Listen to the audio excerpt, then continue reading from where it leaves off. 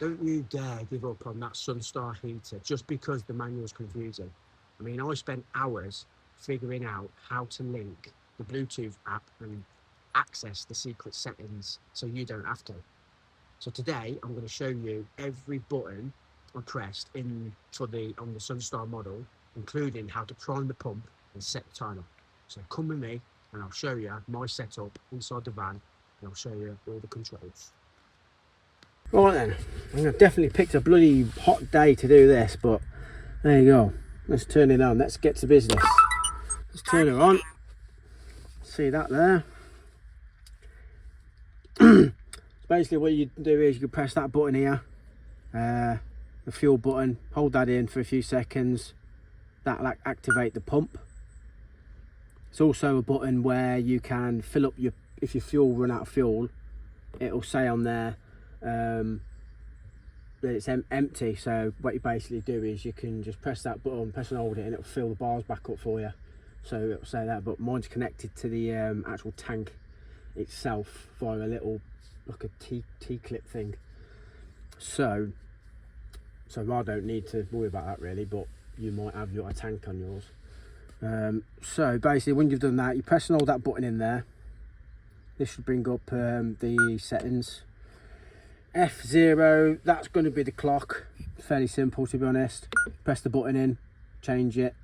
Press the button in again, change the minutes, whatever you need to do. F1, that's the timer settings, so you can basically have it come on at a certain time or off at a certain time on F1. F2, that's going to be your change in the the running time, like the auto start, so you can have it come on, let's say, I don't know, 6 in the morning for an hour, so that can be quite handy. F3 is a funny one. F3 is the same as F2 really. It's just basically auto start switching. You can just different settings to have it auto on or auto off. Just basically you turn it on and off. So you want the auto on, auto off, auto on. Hang on. So your auto is on at the moment, or auto is off. That's just where you turn it off and on. F4, that's just your language, English, whatever language you want to speak. I don't know how many languages it does, to be honest, but it might do a few. It was like about 3 or 4 in there, to be honest, but they're just letters. I think one's Chinese, one's an R, don't know what that is. English, Chinese, Russian maybe. So F5, that's going to be your temperature. So basically what that is, it's an interesting one, that is. So say if your van temperature is saying like 20 degrees, and on here it's saying it's 19 degrees or 18 degrees. Basically what you can do with that is you can just change it up or down, and then I think it goes up to -9 and -8, which is very extreme, but you're only going to have it on in the winter anyway, I should take it. So I mean, mine's on now and it's bloody boiling. So that's that one, F5. F6 is going to be your fuel tank. So it's basically, you can set whatever literage you've got your fuel tank at. You can see that all right. That's it. You can set them, but mine's on like I said earlier, mine's on the actual tank itself.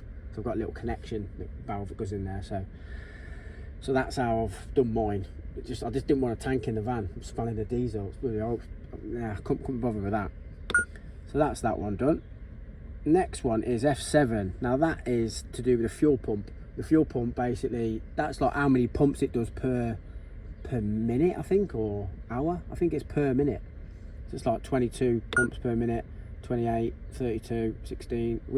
22 is the one that we've got on, so we'll keep it set at that. F8 is for your Bluetooth.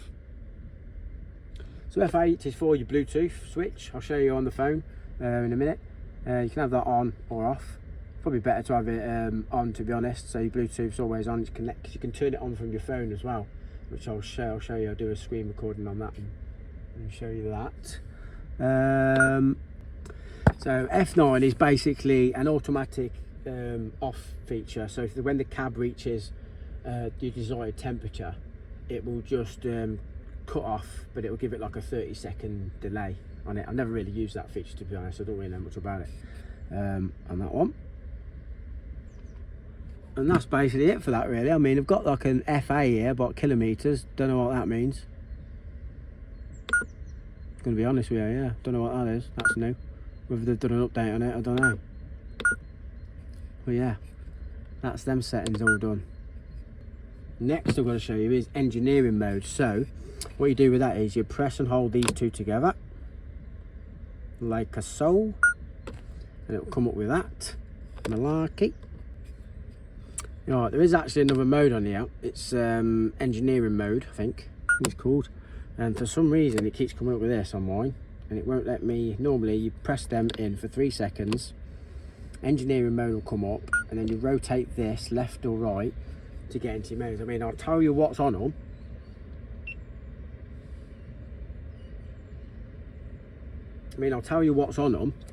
But I can't really showcase on the screen here because it's there basically, because it won't show on there. It's just got the Bluetooth thing on there, and I've already connected, so I don't know what's going on there.